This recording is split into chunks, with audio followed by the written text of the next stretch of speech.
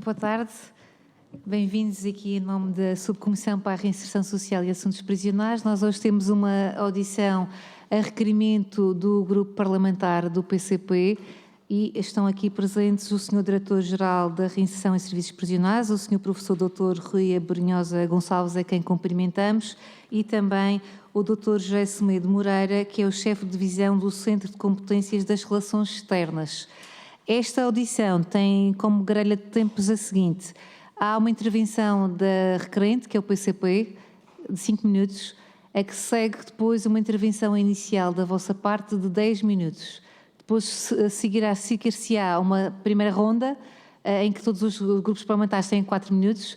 Por acordo também aqui dos grupos parlamentares, foi estabelecida uma segunda ronda de 2 minutos a cada grupo parlamentar e terão depois tempo para responder, mais uma vez 10 minutos, para a vossa intervenção final e para responderem a todas as questões que serão colocadas pelas senhoras e senhores deputados. Naturalmente será sempre um esforço de síntese de todos, porque são inúmeras as questões que vão ser colocadas certamente nesta audição, uma vez que esta subcomissão foi constituída pela Assembleia da República apenas para abordar estas matérias dos assuntos prisionais e da reinserção social e com isto dizer que são muito bem-vindos a esta subcomissão e naturalmente não será a última vez que serão chamados e desde já agradecemos a vossa pronta disponibilidade para estarem cá presentes.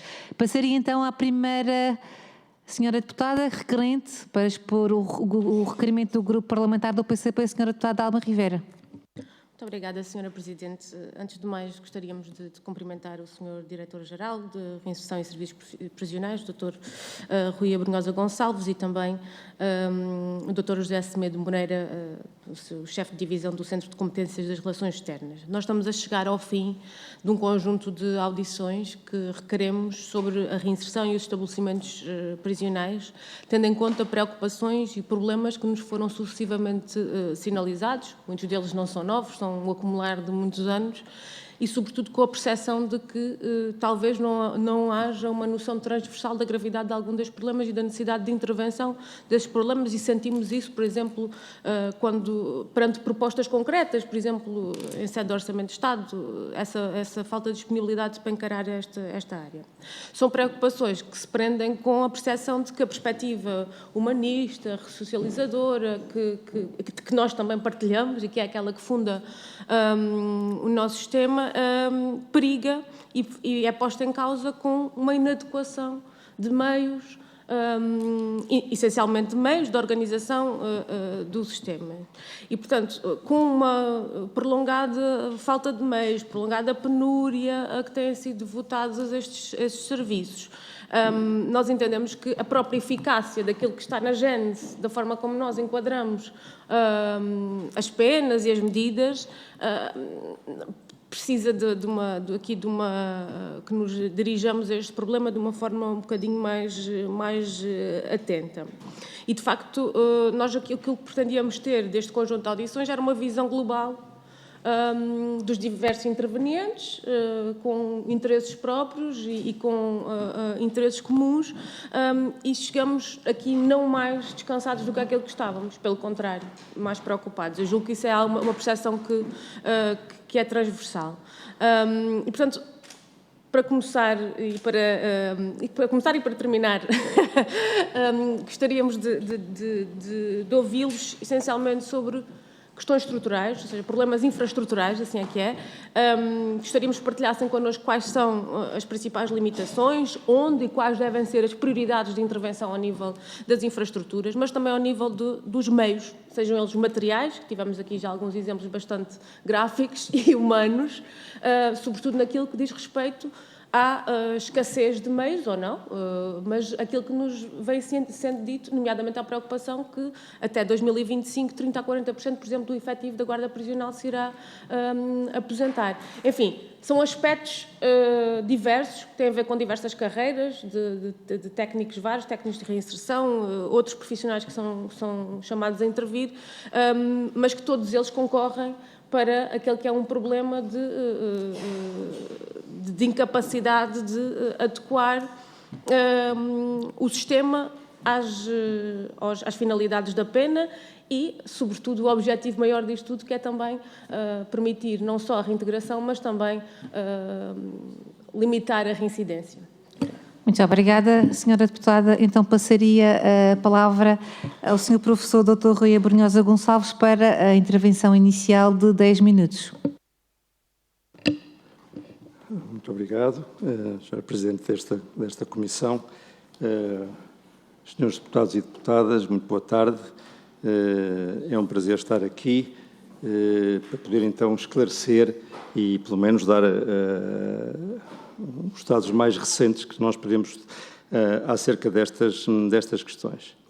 Como eu era a primeira vez que vinha, resolvi escrever aqui uma parte daquilo que ia dizer, embora provavelmente fale em cima daquilo que escrevi. E então, se me permitem, eu vou ler e talvez isto também vá ajudando a começar a responder algumas das questões. Bom, estou à frente dos destinos desta Direção-Geral há pouco mais de 7 meses, após um convite da Sra. Ministra da Justiça, que foi para mim uma total surpresa.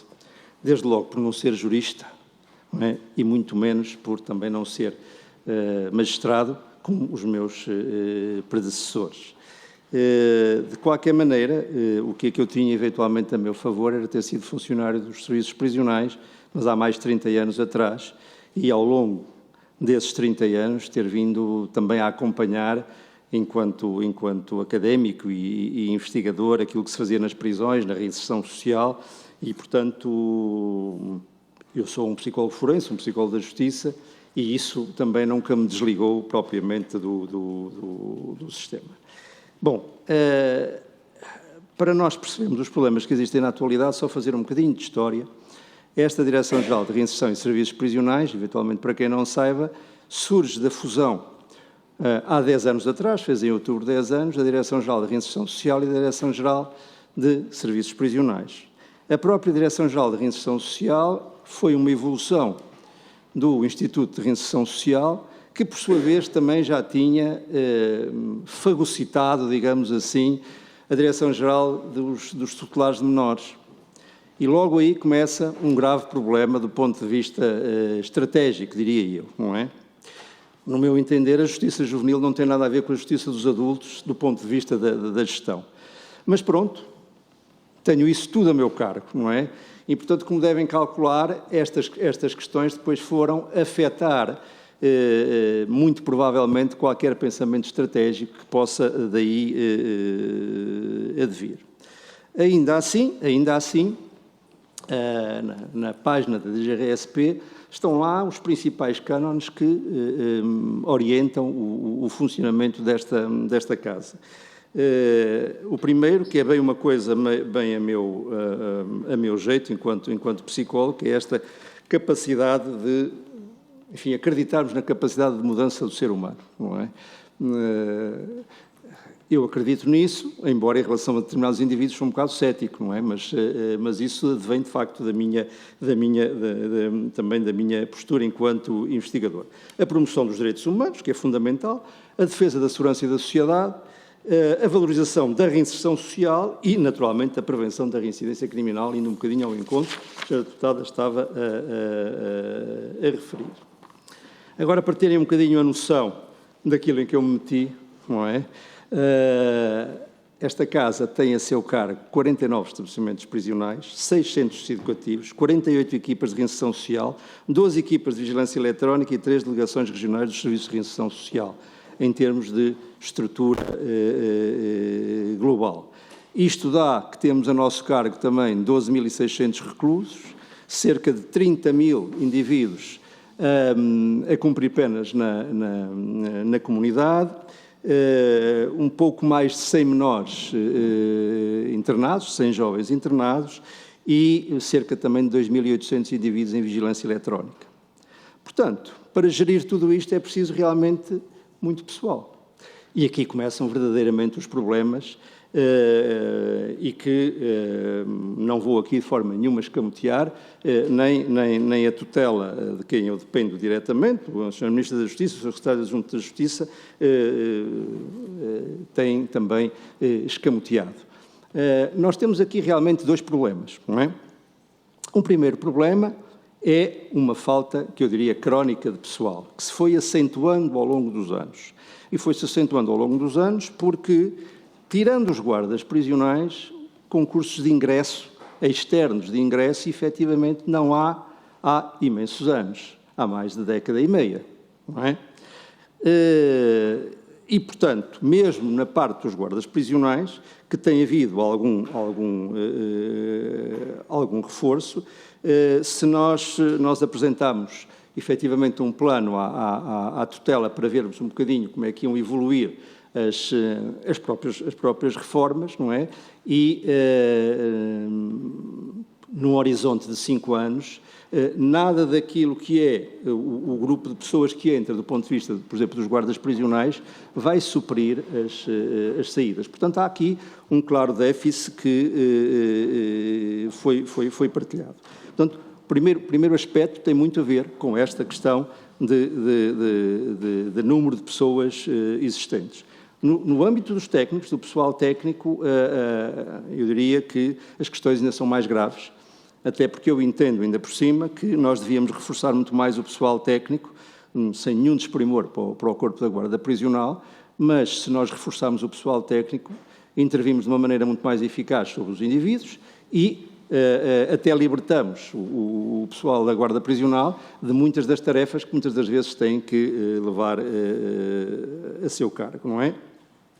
O segundo aspecto, o segundo problema é o envelhecimento, não é? Como não houve renovação de pessoal, os que lá estão, efetivamente, andam todos, em média, acima dos 50 anos e já muitos acima dos 60 anos. O que quer dizer, e aqui não é só no corpo da guarda prisional, é também nos técnicos de reinserção, nos técnicos de reeducação, nos técnicos profissionais, enfim, nos assistentes técnicos, não é? Porque, enfim, temos aqui, de facto, bastantes lacunas.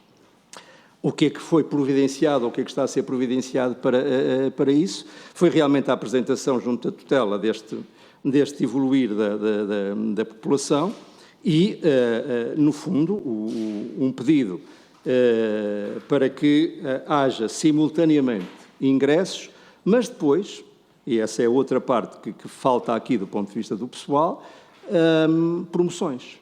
Essas promoções na carreira não têm existido também. Portanto, nós neste momento temos uma pirâmide bastante obnóxia, digamos assim, do ponto de vista quer da guarda prisional, quer, sobretudo, dos técnicos de reinserção e técnicos de reeducação, porque não houve progressões na carreira. Bom, e realmente isso, pronto, causa grande desmotivação nas pessoas que trabalham, embora eu deva aqui referir que há um espírito de abnegação e de profissionalismo nas pessoas que trabalham nos serviços prisionais e na reinserção social que eu acho que é extraordinário. E se calhar a melhor prova disso é que, apesar do que às vezes se possa dizer, o nosso sistema prisional, o nosso sistema, enfim, de justiça juvenil, é, de uma forma geral, um sistema pacífico, não é? De vez em quando irrompem um ou outro problema, mas são problemas mínimos que decorrem da natureza das pessoas que habitam estes espaços, não é? Enfim, qualquer recluso que, do meu ponto de vista, não pense em fugir é porque já não está bom da cabeça, não é? E, portanto, se tentar uma fuga, isso faz parte da natureza que ele próprio é. Claro que nós temos de estar lá para evitar que isso aconteça, não é? Pronto, portanto, esse aspecto é um aspecto menor. Agora, as pessoas que realmente trabalham, a quem dou imenso valor e com quem estou extremamente preocupado, são realmente pessoas muito abnegadas, muito profissionais. E, ao mesmo tempo, importa só dizer isso, não admira também que, apesar de serem abnegadas e serem muito profissionais e serem muito capazes, algumas delas vão desistindo pelo caminho. Nós temos uma percentagem elevada de baixas, quer no corpo da guarda prisional, quer também no corpo dos técnicos, dos técnicos. E isso importa também refletir sobre esse assunto, não é? E, portanto, o que é que assim, em linhas gerais, e para terminar esta minha intervenção, queria ainda partilhar convosco, não é? O que é que está na mesa e o que é que está já, digamos, em fase de resolução. Para já, desde logo, um levantamento adequado e a elaboração, digamos assim, de uma matriz relacionada com todas as obras que são necessárias, nomeadamente nos centros educativos. Os centros educativos foram, durante vários anos, é preciso dizê-lo aqui, um bocadinho um parente pobre do ponto de vista do edificado. E, portanto, isso provém de várias razões, mas posso-vos dizer que uma delas, que isso é um defeito, acho eu, aqui dos portugueses, que é quando se diz que vai fechar qualquer coisa, deixa-se de fazer qualquer tipo de manutenção adequada. E isso estava tudo bem se as coisas fechassem no ano seguinte ou daí a 2 anos, não é? Temos o exemplo do estabelecimento prisional de Lisboa, que está para fechar há 10 anos e finalmente vai fechar, porque há uma resolução do Conselho de Ministros finalmente nesse sentido, mas tivemos também uma questão com o centro educativo ali da Bela Vista, que também era previsto fechar, e à conta de não ser fechado, ou à conta disso, não se fizeram obras de manutenção e agora está com graves problemas estruturais que já estão agendados e que já está, digamos, o Instituto de Gestão da Justiça, portanto o ICFEJ, com essa obra em mãos, não é?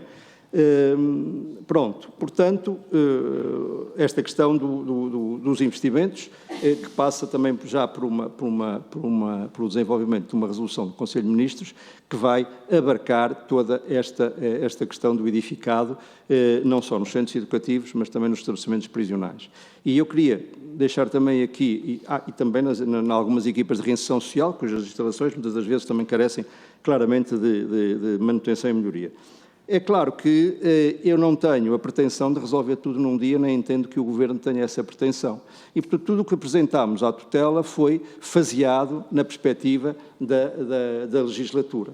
Portanto, saltando agora para as questões, por exemplo, do pessoal... Para terminar, que já ultrapassou o seu tempo. Já passei? Não posso... Concluir. Pronto, mas só para as questões do pessoal. Já está previsto, já está nas finanças para ser colocado em prática a promoção de guardas de várias categorias. A mesma coisa também está a ser estudada a reformulação das carreiras dos técnicos e também um concurso extraordinário para técnicos profissionais de reinserção social, que é uma falha grande. Portanto, eu diria que, e resguardo-me para outras questões que queiram colocar, mas eu diria que há aqui um plano concertado que procura olhar para isto de uma forma adequada, faseada no tempo e realista, sobretudo realista. Muito obrigado e desculpa. Muito obrigada. Vamos então iniciar a ronda de questões por parte das senhoras e dos senhores deputados. Dou a palavra à senhora deputada Marta Temido, do PS. Muito obrigada, Sra. Presidente. Muito boa tarde, caro professor Rui Gonçalves. Boa tarde, senhoras e senhores deputados. Bom, muito obrigada pela sua explanação inicial e eu iria concentrar-me nestes minutos que me são concedidos em questões relacionadas com os resultados de algumas das audições que fizemos até agora e dúvidas que delas ainda nos ficaram e que poderão ser úteis para aquilo que depois cujo esclarecimento poderá ser útil depois para o nosso trabalho. Uma primeira questão, Sr. Diretor-Geral, prende-se com uma questão até normativa, o Regulamento Geral dos Estabelecimentos Prisionais. E a minha questão é a seguinte: até que ponto é que considera que há aspectos nesse regulamento que também são, de alguma forma, um entrave à modernização daquilo que é a vida dentro dos estabelecimentos prisionais? Pergunto isso porque, entre as audições que realizámos, incluíram-se associações associadas ao apoio aos reclusos E uma das coisas que mais foi posta em cima da mesa, não eram pontos específicos do regulamento, mas a pertinência de saber se hoje as restrições em termos, por exemplo, de acesso a tecnologias de informação dentro dos EPs faz sentido ou não faz sentido, se as questões das visitas com as suas limitações fazem sentido ou não fazem sentido, e estou apenas a citar 2 exemplos.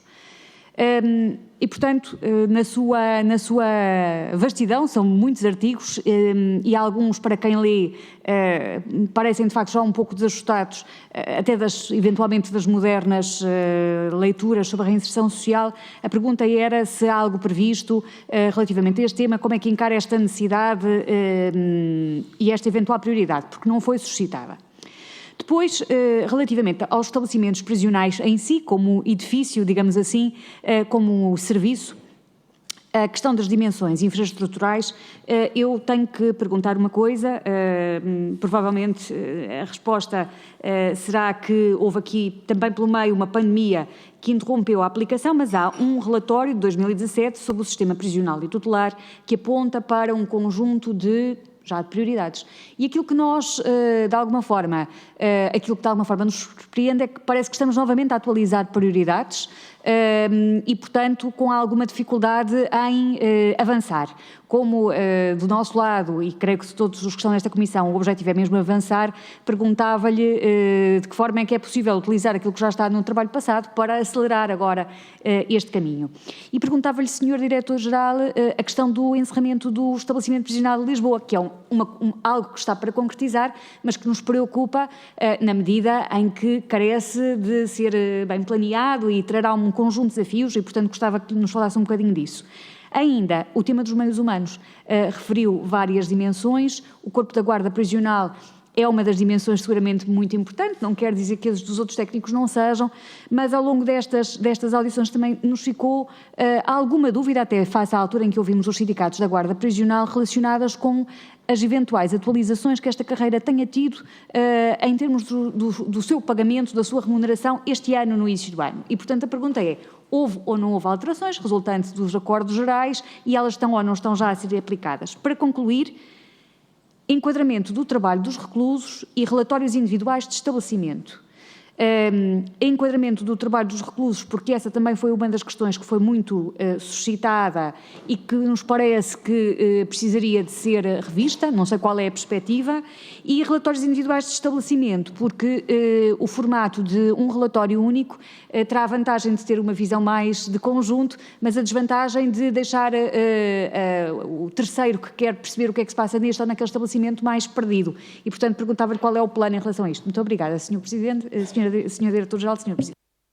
Muito obrigada. Passava então a palavra ao Grupo Parlamentar do PSD, a Sra. Deputada Mónica Quintela. Muito obrigada, Sra. Presidente, a quem cumprimento as senhoras e os senhores deputados. Cumprimento o Sr. Diretor-Geral da Reinserção Social e Serviços Prisionais, o Sr. Professor Rui Abrunhosa Gonçalves, e o Sr. Dr. José Semedo Moreira, que o acompanha. Não podíamos estar mais de acordo, Sr. Professor, relativamente à questão da reinserção social. De resto, é um dos escopos do nosso direito sancionatório, plasmado na Constituição e no artigo 40 do Código Penal, é esse um dos fins das penas, a proteção dos bens jurídicos, mas a recuperação social do condenado.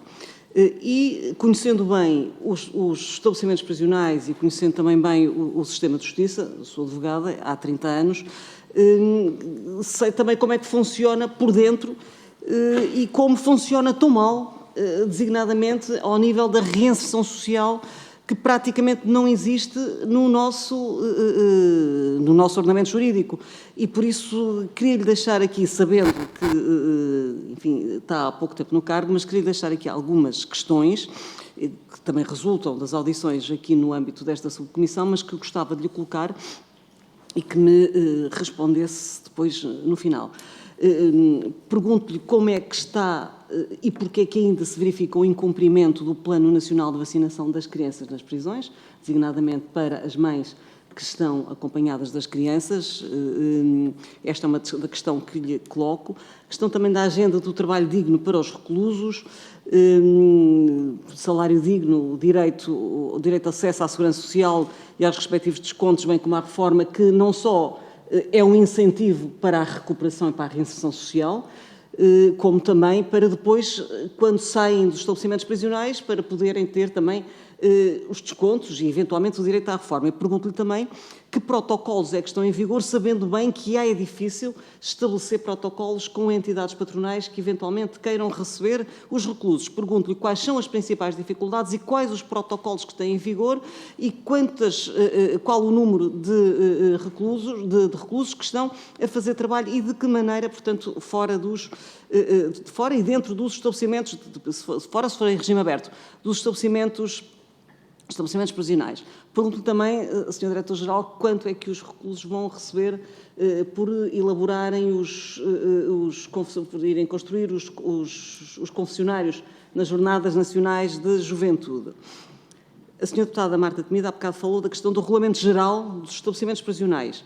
Eu pergunto-lhe também como compatibilizar as desconformidades dos regulamentos internos de cada estabelecimento prisional com o Regulamento Geral. Estou-me a referir a variedíssimos regulamentos internos dos estabelecimentos prisionais, mas designadamente, e gostava que se referisse a isso, ao do Monsanto.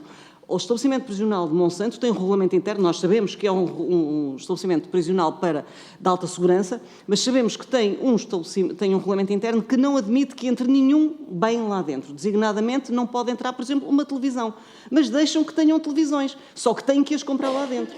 Eu tenho conhecimento direto disso, porque já lá tive muitos clientes. Portanto, tem que comprar lá dentro tudo, desde os pacotes de bolachas à televisão, tem que lá comprar a preços absolutamente especulativos e que não se compadecem com as necessidades sociais de quem ali está em reclusão. Portanto, como compatibilizar isso? Nos restantes estabelecimentos prisionais, sabemos que podem entrar com 1 quilo de comida que os familiares levam. Percebe-se bem, por exemplo, que dentro do bolo tenham cuidado para que não vá lá produtos estupefacientes ou telefones. Portanto, nós conhecemos, ou nos sacos, portanto, com a comida e, por isso, obedecer a regras. Mas pergunto porquê a limitação de 1 quilo, que ainda por cima, quando sabemos que é tão má a alimentação nos estabelecimentos prisionais. Assim como, designadamente, dos horários de visitas. Recordo-me, por exemplo, aqui em Monsanto também, os familiares, mesmo bebés recém-nascidos, não podem estar em contacto com os reclusos, sempre através de um vidro. Não há sequer um refeitório em Monsanto, nem no dia de Natal podem estar juntos. Têm sempre que, e quando vão ao recreio, têm sempre que ser desencontrados para não estabelecer nenhum contacto com nenhum dos outros reclusos, para que não haja nenhum contacto. Como é que vamos reintegrar alguém, ainda por cima o Sr. Professor é psicólogo forense, como vamos reintegrar algum ser humano que está sujeito a estas medidas? Quem é que o estabelecimento, quem é que o sistema social, judicial e prisional nos vai devolver no final do cumprimento da pena?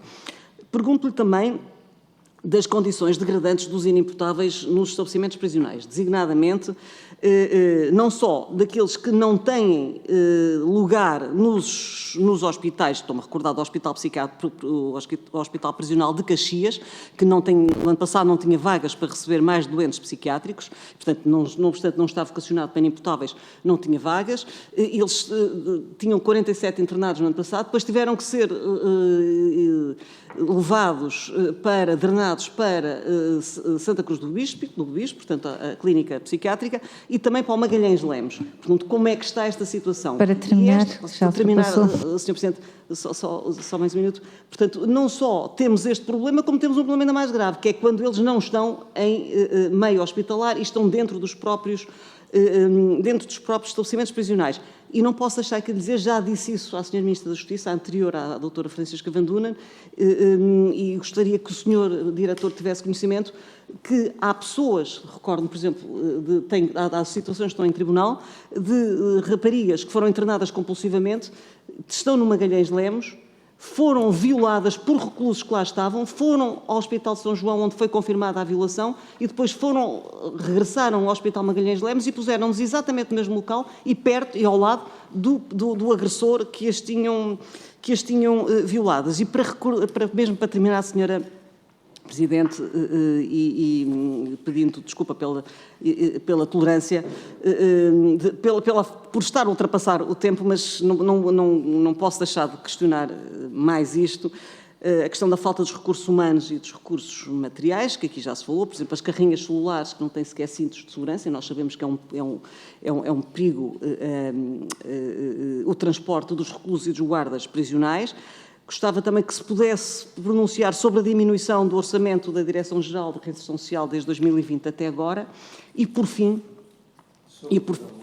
a diminuição do orçamento de Estado da Direção-Geral e, por fim, não sei se o Sr. Diretor-Geral tem conhecimento disto, isto saiu no Diário de Coimbra, em 3 de março deste ano, em que o Estado foi obrigado a indemnizar por más condições da cadeia de Coimbra. O Tribunal dos Direitos Humanos dá razão ao cidadão que se queixou do tratamento desumano ou degradante nos mais de 2 meses em que esteve detido num estabelecimento prisional de Coimbra, ou seja, não só já tinha acontecido com o caso Petruscos contra Portugal, em 3 de dezembro de 2019, o Tribunal Europeu dos Direitos do Homem volta a condenar Portugal pelas condições degradantes e desumanas em que os nossos reclusos estão à guarda do Estado nos estabelecimentos prisionais. Muito obrigada, Sr. Presidente. Muito obrigada. Passamos então ao Chega. Pela tolerância do tempo. O Sr. Deputado Bruno Nunes. Sr. Presidente, na sua pessoa cumprimento todos os presentes, saudando a presença do Sr. Diretor-Geral e quem o acompanha em representação da Direção-Geral. Já foi falado aqui muita questão, já falámos aqui da questão das carreiras, já falámos dos guardas prisionais, do problema que existe também com a falta de chefias nos guardas prisionais, os técnicos de reinserção.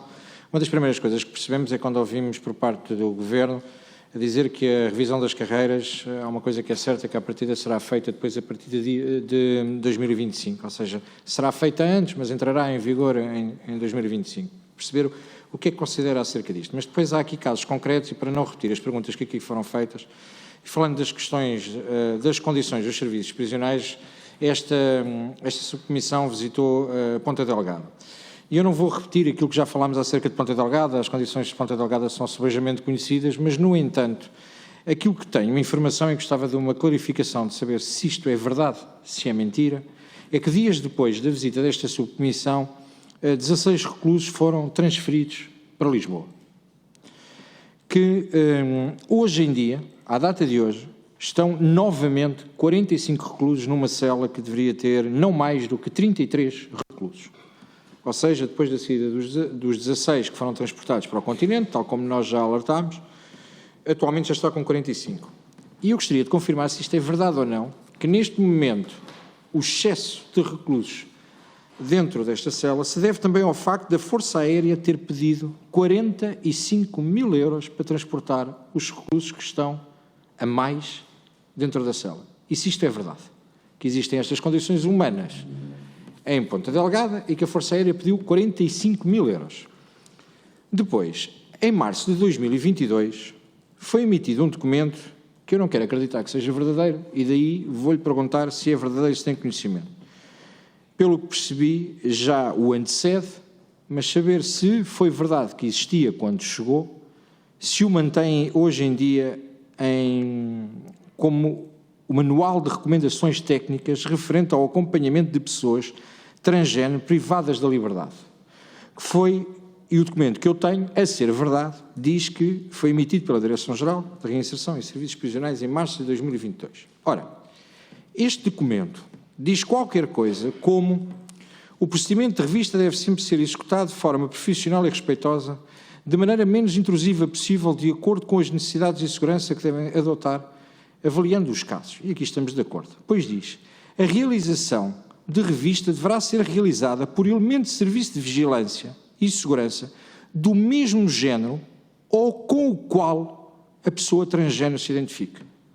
Ou seja, se o homem que nasceu Carlos e agora é Maria, porque se determina como Maria, estiver detido, pode escolher ele se vai ser um Carlos ou uma Maria a fazer a revista.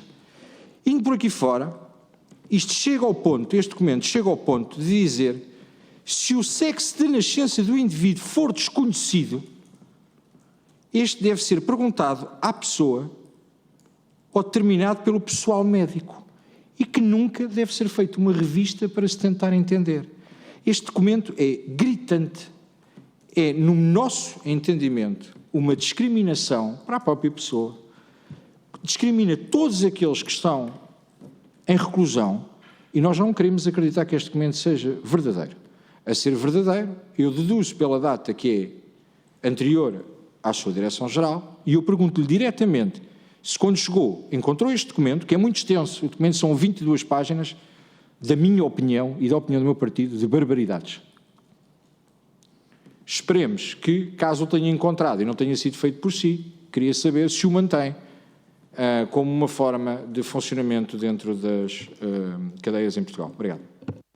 Muito obrigada. Passamos agora à Iniciativa Liberal, à senhora deputada Patrícia Gil Vaz. Obrigada, Sra. Coordenadora. Cumprimentar o Sr. Diretor dos Serviços de Reinserção. Bem, já muito aqui se falou sobre as audições que fomos fazendo, já são várias audições, já muitas informações conseguimos recolher e muitas delas preocupantes e que nos desafiam a tomar uma atitude e a fazer aquela que é a nossa função, que é de legislar. Mas, efetivamente, são vários problemas que afetam o nosso sistema prisional e sabemos perfeitamente o ponto em que estes se encontram e percebemos então agora o porquê de Portugal ser várias vezes condenado pelo Tribunal de Justiça da União Europeia relativamente às condições degradantes que se vivem nos nossos estabelecimentos prisionais. Concordamos com muito do diagnóstico que o Sr. Diretor fez na sua intervenção inicial, relativamente aos nossos EPs, principalmente no que concerne à pirâmide etária dos nossos recursos humanos, algo que nos preocupa e que nós já apontamos, nomeadamente em sede de audição com a Ministra da Justiça, e por isso mesmo agradecer-vos aquilo que tem sido o vosso trabalho e perguntar muito concretamente, porque muitas das questões que tinha para fazer também já foram colocadas, especificamente e na vossa opinião, que reformas de fundo necessita o nosso parque prisional, bem como aquela que é a organização do nosso sistema penitenciário, que medidas é que encaram como essenciais e necessárias para potenciar a melhoria do meio prisional e quais são as diferenças ao nível prático, isto decorre daquela que foi a intervenção inicial, que a aposta em pessoal técnico poderia trazer no dia-a-dia dos nossos EPs. Eu imagino qual seja, mas quero ouvir a opinião do Sr. Diretor. Obrigada. Muito obrigada. Então, agora, para terminar a primeira ronda, a senhora deputada Almir Rivera, do PCP. Muito obrigada. Agradeço também aqueles que foram os esclarecimentos já prestados e de facto, no nosso entender, não há um ambiente prisional e uma reinserção social saudável se não houver também condições para os seus diferentes intervenientes. As condições materiais também condicionam aspectos psicológicos. E, de facto, os relatos de estabelecimentos prisionais em condições precárias têm-nos chegado de vários lados e, portanto, gostaríamos de perguntar o que é que está previsto para a intervenção nessa área, quais as prioridades que estão definidas e em que estabelecimentos há uma maior preocupação com a lotação e o risco de sobrelotação. Há episódios que, não deixando de ser episódios e devem ser tratados como tal, sem serem instrumentalizados, põem em evidência fragilidades que, por sua vez, ilustram as consequências do desinvestimento sucessivo.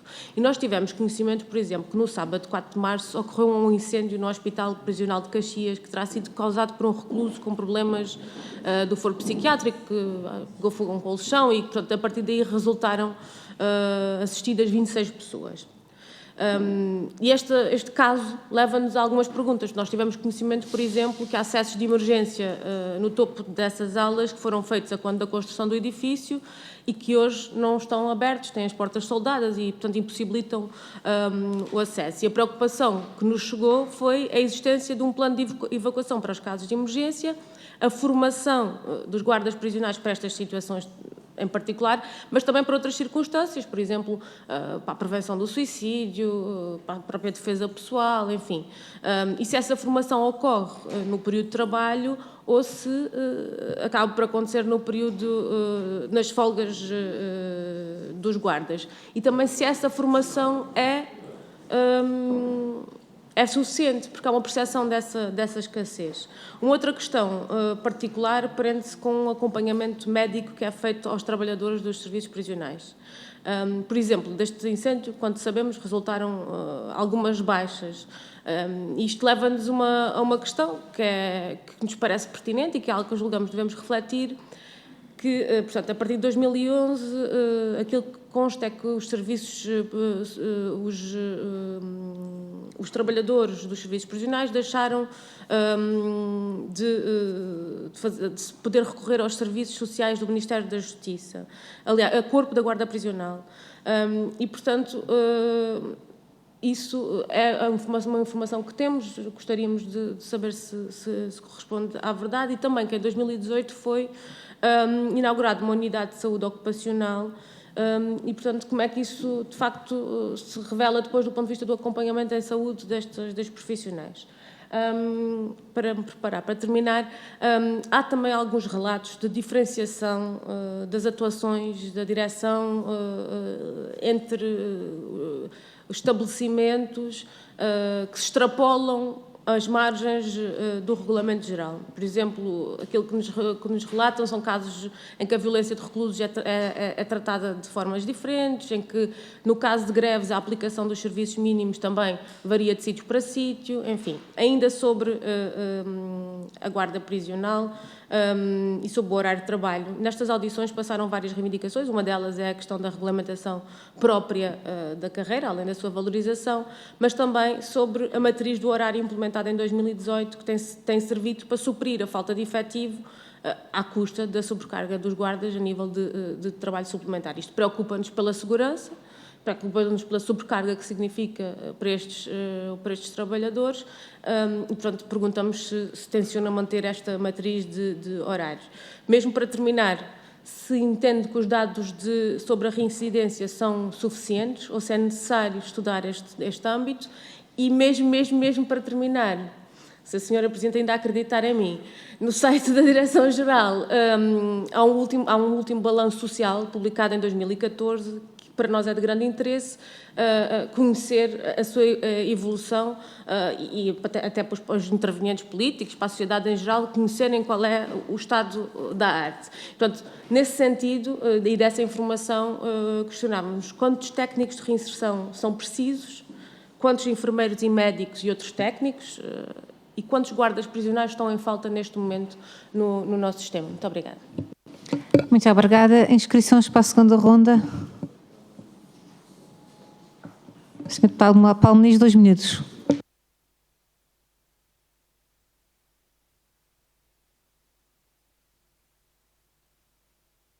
Muito obrigado, Sra. Presidente. Senhoras e senhores deputados, Sr. Diretor-Geral, em outubro do ano passado, a maioria dos deputados que estão aqui nesta subcomissão, incluindo a Sra. Presidente, visitamos o estabelecimento prisional de Ponta Delgada e entramos numa dimensão terceiro-mundista medieval, pelo menos para a grande maioria, provavelmente terá sido um choque profundo. O Sr. Diretor está em funções há 7 meses e pergunto-lhe se teve oportunidade de já ir visitar o estabelecimento, já ter ido visitar o estabelecimento prisional de Ponta Delgada, e sobre isso gostaria de lhe dizer que à data de hoje, pelas informações que dispomos, uma cela de 33 elementos, máxima, a lotação máxima, tem 45. O senhor, por razões da sua formação académica e expertise, sabe melhor do que nós de que, se tratarmos assim as pessoas, nós já não temos hipótese de reinserção, reabilitação social. Eu venho-lhe falar de uma dimensão humana, eu venho falar-lhe daquilo que aquelas pessoas foram privadas foi da liberdade, mas pela mão do Estado e da sua incompetência, do seu laxismo, estamos a privá-los da dignidade. E isso é algo que está no cerne da sua missão. E qual é a sua visão, quais são as suas resoluções para atacar um problema da cadeia de Ponta Delgada que há mais de 25 anos é uma situação humilhante e degradante do ponto de vista humano, não só para quem está detido, mas para quem lá trabalha. E finalizo a minha intervenção com o facto, como disse bem na sua intervenção, nós nos Açores não temos um centro tutelar educativo. Há situações de jovens que são retirados às suas famílias, muitas delas humildes, são dopados para poderem viajar de avião porque nunca viajaram e são postas no continente num qualquer centro tutelar educativo. Isto é retirar o futuro àqueles jovens, isso é retirar a vida, a possibilidade de vida àqueles jovens, isto é retirar-lhes estudos a quem já pouco ou nada tem. Muito obrigado. Muito obrigada, Sr. Deputado. Vamos então dar início e para concluir aqui à vossa intervenção final, mais uma vez agradecer a vossa disponibilidade e a vossa presença e sempre que nos quiserem fazer chegar algum contributo, também estamos aqui disponíveis para o receber e, portanto, daria a palavra ao Sr. Diretor-Geral para a intervenção final. Isto são muitas questões, algumas delas cruzam-se e, portanto, vamos tentar responder a tudo, seguindo um bocadinho a ordem também que foram aqui colocadas. Algumas são mais específicas e responder também a casos muito específicos é sempre um bocadinho mais complicado. Começando pelo encerramento do EPL, que dá aqui uma visão geral em relação àquilo que se pretende também fazer para os estabelecimentos prisionais. Então, há uma resolução do Conselho de Ministros em que finalmente foi alocadas verbas e está o plano em andamento. Esse plano envolve a construção ou a reconfiguração de alguns edifícios prisionais na zona de Lisboa, nomeadamente no EP de Tires, no EP de Caxias e ainda também um pouco mais longe de Lisboa, Pinheiro da Cruz e provavelmente também mais a norte, Val dos Judeus ou Alcoentre. Isto aqui no sentido de que nós temos de distribuir os 900, cerca de 900 reclusos que lá estão e, portanto, vai ser preciso arranjar espaço para eles. Agora, este é um processo também faseado, vai ser faseado, não pode ser de outra maneira, mas finalmente tem aqui um princípio, um meio e um fim, que provavelmente já não será no âmbito da minha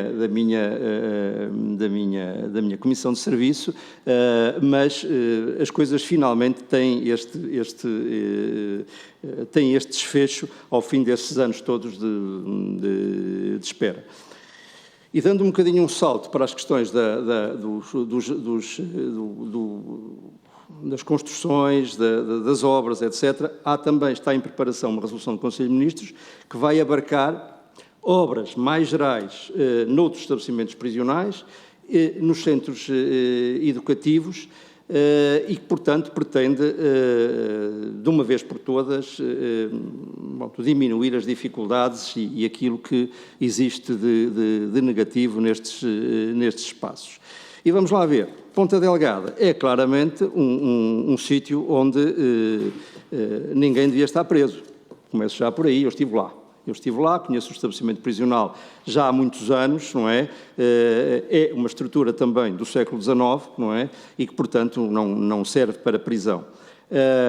Acontece que já foi decidido, e neste momento não está ainda no devido percurso, a construção de um novo estabelecimento prisional, mas que gerou um problema por uma questão que foi criada ao nível do terreno. Há uma coisa que se chamam bagacinas que têm que ser retirada para se construir adequadamente e isso, a escolha do terreno não foi uma escolha propriamente dirigida, tanto quanto eu sei, pelo Ministério da Justiça neste aspecto, foi algum ajuste com o Governo Regional e provavelmente o terreno não seria aquele que seria o mais adequado. O certo é que isso está atrasado. Há também uma questão legislativa em tribunal que também está a impedir que as obras andem para diante e isso atrasa naturalmente aquilo que devia acontecer, que era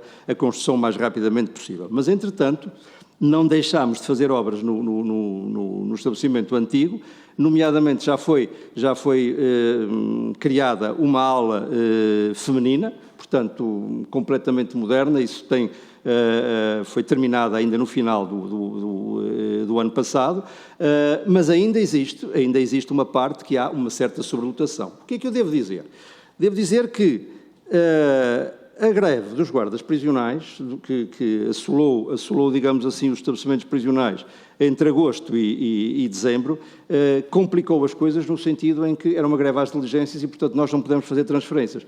O estabelecimento ficou sobrelotado também por causa disso, mas, entretanto, no final do ano e ultrapassado essas questões, eu quero saudar aqui também a boa vontade e a forma como nos temos articulado com o principal sindicato do Corpo da Guarda Prisional, permitiu essas transferências. Essas transferências realmente são feitas com auxílio da Força Aérea, mas sinceramente desconheço em concreto o valor que isso possa estar presente aí nessas transações. Mas a verdade é que, seja qual for esse valor, acredito que será muito mais barato do que trazer os reclusos um a um na SATA ou na TAP ou qualquer estrutura dessas. Porquê? Porque permite, o avião da Força Aérea permite trazer logo um conjunto grande de reclusos, diminuir os guardas que os têm que custodiar e, portanto, com isso há também uma redução de custos que é sempre importante. Bom, enfim, não são, como eu diria, soluções perfeitas e o que se quer é que o estabelecimento prisional, o novo estabelecimento prisional, esteja edificado o mais rapidamente possível. O outro estabelecimento prisional de Angra do Heroísmo é um estabelecimento prisional novo, para onde também têm sido transferidos reclusos de Ponta Delgada, de São Miguel, e que tem também dado aqui algum jeito nessa sobrelotação. Mas é evidente que, assim que pudermos fechar o antigo Ponta Delgada, isso será o ideal. Continuando nos estabelecimentos prisionais e indo também à questão dos regulamentos, não é? Há um regulamento geral dos estabelecimentos prisionais e portanto, esse regulamento é para todos, sendo que o próprio estabelecimento prisional de Monsanto está associado a esse regulamento geral no que respeita às regras de segurança. Portanto, é um estabelecimento prisional que alberga efetivamente pessoas que têm um historial muito complicado e é bom sempre lembrar aqui que a generalidade das pessoas, como eu costumo dizer, não está presa por ir à missa, cometeram crimes e tem que se perceber que o cumprimento da pena e a reinserção são duas coisas que estão intimamente ligadas. Não pode haver, até num ponto de vista social, reinserção sem haver uma retribuição à sociedade. E, se não fizermos assim, também estamos a dar um sinal muito pouco claro às vítimas dos crimes das pessoas que realmente estão presas. E, portanto, é evidente que em Monsanto as coisas são mais difíceis, porque são mais difíceis os reclusos, que de uma forma geral são lá alocados, é preciso dizê-lo. É preciso dizê-lo com muita clareza que, e se quisermos aqui comparar com outros regimes da Europa, é provável que nós encontremos noutros países europeus situações que às vezes são bem mais complicadas de cumprimento de regimes de prisão, em celas que estão abaixo do solo, apenas com luz de cima, enfim. Eu não quero dizer com isto que não estou preocupado, longe de mim essa ideia, com a reinserção social dos reclusos.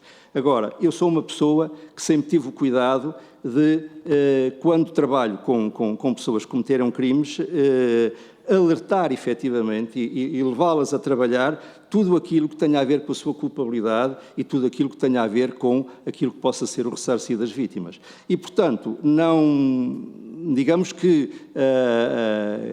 posso compreender que, por vezes, as coisas não são fáceis no cumprimento da pena, mas é evidente que isso decorre das pessoas terem cometido crimes.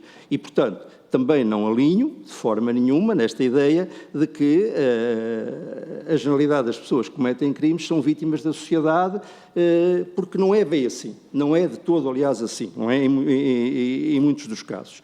Pronto, dito isto, é evidente que tudo o que nós possamos fazer para seguir as regras, os direitos humanos e, portanto, estas referências que foram feitas à questão das queixas e das condenações. Só mostra que nós ainda não estamos no ideal em relação a muitos aspectos e, portanto, tudo isso nos ajuda, naturalmente, a corrigir o nosso tiro, a nossa pontaria. Agora, é também verdade, não é, que nós temos estabelecimentos prisionais que, na sua generalidade, têm mais de 70 anos, ou têm 70 ou mais anos. Ora, a construção desses estabelecimentos prisionais acabou, da forma como foi feita, não é? Acabou por limitar, muitas das vezes, as próprias condições do cumprimento de pena. Se estou contente com isso, naturalmente que não estou. Agora, é preciso um enormíssimo investimento, não é? Para termos estabelecimentos prisionais em que eu gostaria de ter, por exemplo, como sei que existem, por exemplo, em alguns exemplos na Bélgica, os reclusos têm computador na cela e, através do computador, naturalmente com as suas limitações, podem fazer os pedidos todos, não é? Portanto, há aqui uma dimensão informática que os ajuda a estar mais próximo da realidade. Como também há experiências, por exemplo, aqui ao nosso lado, em Espanha, em que, quando um marido e mulher estão a cumprir pena de prisão, podem cumpri-lo no mesmo espaço prisional. Portanto, dir-me-ão, concorda com isso? Concordo perfeitamente. Quem me dera poder instalar isso aqui em Portugal, em alguns estabelecimentos prisionais. Portanto, no fundo, haver um cumprimento de pena que fosse, se quisermos assim, conjugal. Sou bem mais adepto disso, muitas das vezes, do que ter que andar a deslocar reclusos de um lado para o outro por causa das visitas íntimas, que criam às vezes até uma certa dificuldade de envolvimento emocional nas pessoas. Portanto, nós, não há dúvida que, em muitos aspectos, precisamos naturalmente de melhorar. E tudo o que disseram aqui acerca de grande parte do desinvestimento é verdade, não é? É verdade que dizer que se vai investir nas prisões também não dá para comprar votos, muitas das vezes, não é? Eu acho que isso é mais ou menos inevitável, mas eu penso que nós temos seguido as recomendações que têm sido feitas e temos corrigido muitos dos aspectos e, por exemplo, para responder ao Sr. Deputado do Chega em relação à população transgénero, o regulamento, o que foi feito, efetivamente existia antes de mim, mas ele segue as recomendações e as referências internacionais sobre a matéria. E, portanto, as buscas e revistas também seguem essas regras específicas e assentam naturalmente, isso é que é importante, no profissionalismo do pessoal. E, portanto, não há nenhuma invasão abusiva da intimidade das pessoas, salvo aquela que decorre, efetivamente, dos meios de necessidade de segurança. Porque, lá está, é preciso fazer esse controle, porque isso é inerente ao cumprimento da pena. Portanto, há aqui toda essa dimensão de respeito pela pessoa recluída, mas, diria eu, isso é uma coisa que me diz muito respeito também, pensar no impacto que estas pessoas tiveram na sociedade e nas vítimas em particular, não é?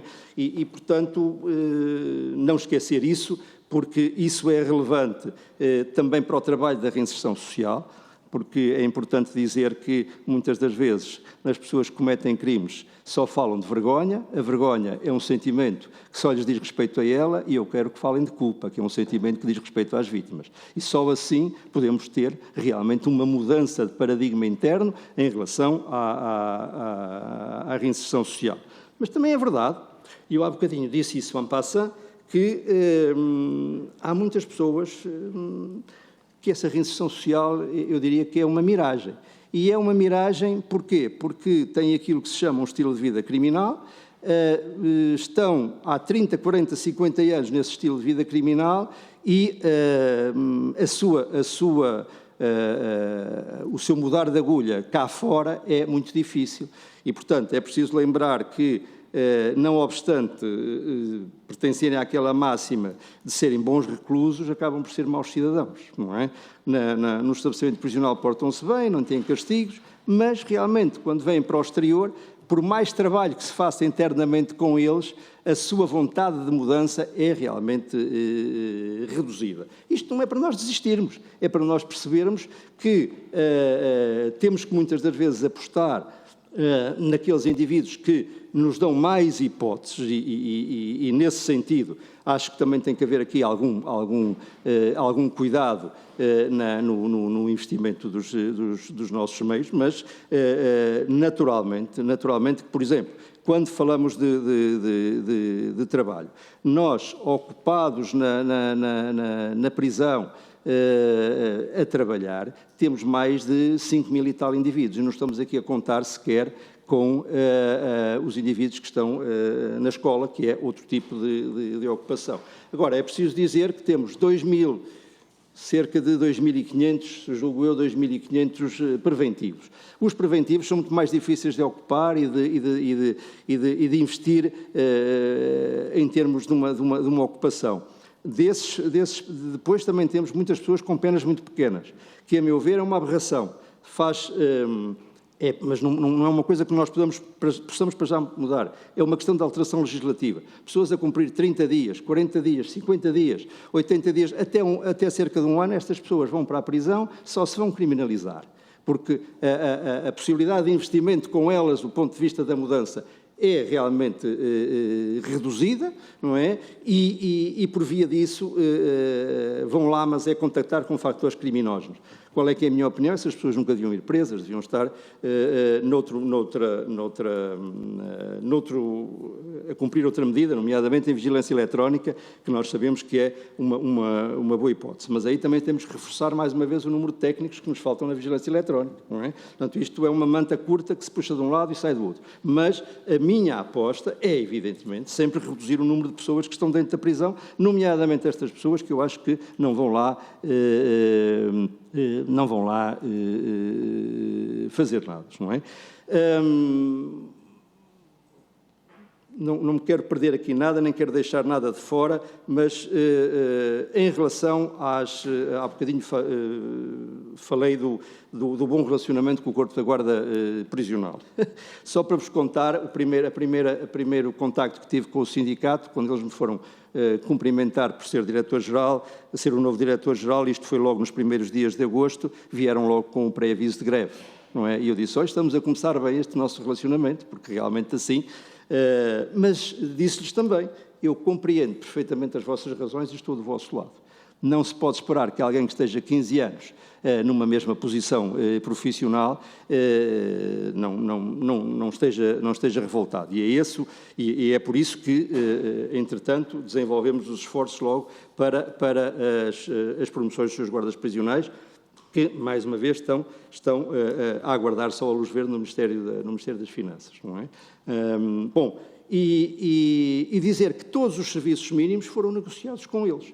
E, portanto, não conheço nenhuma situação em que tenha havido alguma quebra clara de serviços mínimos, nada disso me foi reportado, nada disso apareceu como uma queixa formal, pois senão eu teria naturalmente indagado. Portanto, todos os serviços mínimos foram realmente negociados e, portanto, em alguns casos foram decididos é essa mesa de negociações, num ou noutro caso fomos para o Tribunal Arbitral, mas tudo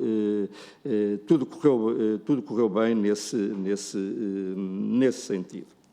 Falar um bocadinho da saúde mental em meio prisional, aproveitando aquilo que a senhora deputada colocou acerca do hospital prisional. Bom, a população recluída tem dois grandes problemas. Por um lado, está envelhecida cronologicamente, mas envelhecida precocemente. Eu ainda no outro dia temos neste momento uma pirâmide de idades em que temos bastante mais indivíduos acima dos 40, 45 do que para baixo, não é? E o problema destas pessoas é que, além disso, por causa, na maior parte dos casos, do seu estilo de vida, sofrem de várias patologias, de várias comorbilidades. Isto explica um nível considerável de óbitos ao longo dos anos, dos últimos anos nas prisões. Foi mitigado nos 2 últimos anos por causa precisamente até da pandemia, o que realmente eu quero sempre aqui saudar o meu antecessor pelo brilhante trabalho que foi feito no sentido de evitar qualquer surto que fosse fatal para esta população, que é efetivamente debilitada do ponto de vista físico. E eu, há meia dúzia de dias, estive no estabelecimento prisional da Carregueira, onde foi posto em prática o protocolo do rastreio do cancro oral na população recluída. Um protocolo que foi delineado com a Liga Portuguesa contra o Cancro. Bom, era assustador ver os cerca de 100 indivíduos que se tinham proposto para esse rastreio, porque estavam tão debilitados, tão envelhecidos e tão doentes que não fazia sentido nenhum estarem ali naquele estabelecimento prisional, naquele ou em qualquer outro. E, portanto, é evidente que as prisões são locais onde nós nunca podemos dizer que sim a quem os tribunais mandam e só podemos soltar de lá quem os tribunais também mandam, não é? Agora, realmente, nós vemos indivíduos com 50 e tal anos que parecem ter 70 e tal. E isso tem a ver com este estilo de vida que muitos deles têm, com doenças crónicas e, portanto, o hospital, por exemplo, que é um sítio que eu também já visitei por mais do que uma vez, porque é a minha intenção não só ter os diretores de prisão junto a mim, digamos assim, num contacto permanente, mas também ir aos locais. O hospital prisional está cheio de doentes que deviam estar em unidades de cuidados continuados, que não oferecem perigosidade nenhuma e, portanto, nós vamos ver se conseguimos acertar-nos com a Segurança Social para ver até que ponto alguns daqueles indivíduos, porque são indivíduos com hemiplégicos, que tiveram AVCs, que estão mais ou menos acamados, que não faz sentido nenhum estarem ali a cumprir pena, porque não têm perigosidade nenhuma. Mas é importante dizer que estão ali a ser extremamente bem cuidados, do ponto de vista das questões sanitárias. No meio disto, quem é que também lá está? Muitos doentes psiquiátricos e também alguns inimputáveis. Foi um inimputável, precisamente, que pegou fogo àquela cela e criou aqueles estragos. É um indivíduo muito perturbado, com um rol extenso de castigos e, entretanto, foi transferido para Santa Cruz do Bispo. Aliás, nessa senda foram transferidos mais de uma dezena de reclusos que neste momento estão estabilizados em Santa Cruz do Bispo. Mas nós temos aí um problema grave ao nível destas questões da saúde mental. E, portanto, precisamos de investir aí, com certeza que precisamos. O Hospital Magalhães Lemos, neste momento, terá pronta no próximo ano, segundo o que me informou o Dr. João, que eu conheço bem, uma nova estrutura edificada para acolher mais outros reclusos que vão de Santa Cruz do Bispo para lá, porque, no fundo, nós temos aqui agora uma porta aberta que nos vai dar algum jeito na relação com o Ministério da Saúde, que é a possibilidade de as pessoas que têm problemas de saúde mental, mas que não representam perigosidade, passarem efetivamente para a alçada do Ministério da Saúde. E isso é muito importante. Já no tempo da Sra. Ministra Van Dunen foi feita essa transição para a estrutura no Magalhães Lemos, será para a nova estrutura também, mais alguns indivíduos, e nós esperamos efetivamente vermos aqui esta questão, porque são casos sociais, são situações que eu diria mais de cuidados continuados do que de perigosidade, e isso naturalmente preocupa-se. Bom, em relação às crianças e às mães e ainda ao trabalho prisional, estão em fase de finalização os 2 regulamentos que envolvem todas essas questões no sentido da humanização desses processos. Eu não lhe posso precisar agora, Sra. Deputada, quanto é que vão ganhar os reclusos que vão construir os os confessionários, não é? Sei que estão todos muito entusiasmados com este trabalho, enfim, pode ser que haja aqui também alguma libertação de caráter espiritual, mas a estrutura, o protocolo que foi feito com a Fundação das Jornadas é um protocolo que respeita bem estas questões monetárias. E não tenho muito bem a certeza, até porque são 150 confessionários, não tenho também a certeza de quantos reclusos estão envolvidos, sei que são 50 em cada estabelecimento prisional, confessionários para construir, mas sei que não há aqui nenhuma exploração. É preciso ver que nesta questão, mais uma vez, da remuneração dos reclusos, embora e concordando naturalmente consigo que se deva providenciar tudo aquilo que tem a ver também com as questões da segurança social e que é preciso naturalmente cautelar, nós temos uma preocupação sempre que os reclusos possam sair da prisão com um pecúlio acumulado muito razoável e que depende efetivamente dos sítios, do trabalho que fizeram, do seu próprio envolvimento. Dito isto, eu acho que... Para finalizar... Estou mesmo a terminar. Peço desculpa, mas nós temos o plenário que já começou. Sei que as perguntas também foram muitas, não é? Também daí estar a dar alguma tolerância no tempo de resposta. Por amor de Deus, eu se me ponho a falar é difícil depois de terminar porque vêm-me sempre as ideias à cabeça, mas é muito importante saberem que estes dados são feitos com rigor, com respeito pelos direitos humanos e que naturalmente há toda a preocupação em levar a cabo ações consentâneas com isso. E, portanto, agradeço mais uma vez aos senhores deputados todas as notas que me fizeram aqui chegar, porque não caem em saco roto. Muito obrigado. Senhora deputada Mónica Quintela. Muito obrigada, Sr. Presidente. Se me permite, eu ia sugerir que o Sr. Diretor-Geral pudesse enviar para esta subcomissão, quando tivesse os dados certos das remunerações, da elaboração dos confessionários e dos números de protocolos com o trabalho, que pudesse enviar esta documentação para aqui. E também a Sra. Diretor... Não... São imensos protocolos, sobretudo com autarquias. E pronto. Quase todas as semanas assinam um protocolo. Mas pelo menos que pudesse enviar alguns para ficar, penso que seria importante. Muito obrigada. Muito obrigada. Então, se puder fazer chegar aqui à subcomissão esses elementos e até outros que eventualmente não tenha conseguido responder a alguma questão concreta das senhoras e dos senhores deputados, estamos disponíveis para receber os seus elementos. Muito obrigada mais uma vez pela vossa disponibilidade. Lamentar realmente a questão do tempo, mas o plenário já começou e nós não podemos mesmo. Certamente todos teríamos muito gosto em continuar a ouvi-lo, mas o plenário não permite. Muito obrigada mais uma vez pela sua disponibilidade.